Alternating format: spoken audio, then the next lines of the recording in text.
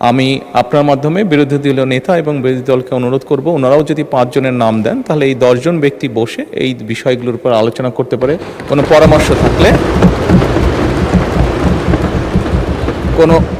কোনো পরামর্শ থাকলে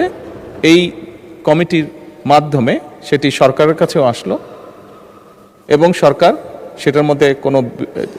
বাস্তবতা থাকলে অবশ্যই সেটি কার্যকর করার উদ্যোগ গ্রহণ করবে। আমি মাননীয় স্পিকার আপনার সামনেই নামগুলো এখন উপস্থাপন করতে চাচ্ছি আমাদের পক্ষ থেকে এখানে